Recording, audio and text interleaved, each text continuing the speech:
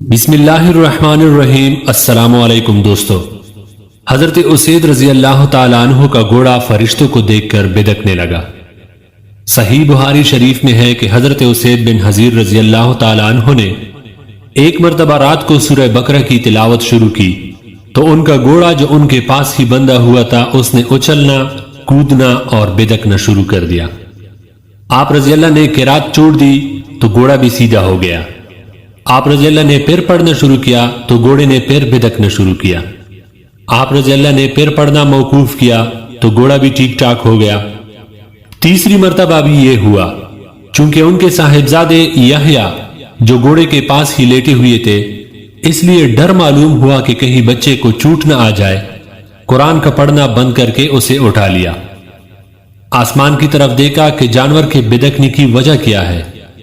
صبح ہو کر حضور صلی اللہ علیہ وآلہ وسلم کی خدمت میں آ کر واقعہ بیان کرنے لگے۔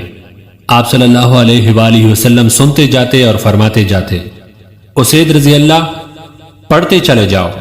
حضرت اسید رضی اللہ تعالیٰ عنہ نے کہا کہ حضور صلی اللہ علیہ وآلہ وسلم تیسری مرتبہ کے بعد تو یحییٰ کی وجہ سے میں نے پڑھنا بالکل بند کر دیا۔ اب جو نگاہ اٹھی تو کیا دیکھتا ہوں کہ ایک نورانی چیز سایہ دار ابر کی طرح کی ہے اور اس میں چراغوں کی روشنی ہے، بس میرے دیکھتے ہی وہ اوپر اٹھ گئی۔ آپ صلی اللہ علیہ وآلہ وسلم نے فرمایا کہ جانتے ہو یہ کیا چیز تھی؟ یہ فرشتے تھے جو تمہاری آواز کو سن کر قریب آ گئے تھے۔ اگر تم پڑھنا موقوف نہ کرتے تو وہ صبح تک یوں ہی رہتے اور ہر شخص انہیں دیکھ لیتا، کسی سے نہ چھپتے۔ سبحان اللہ۔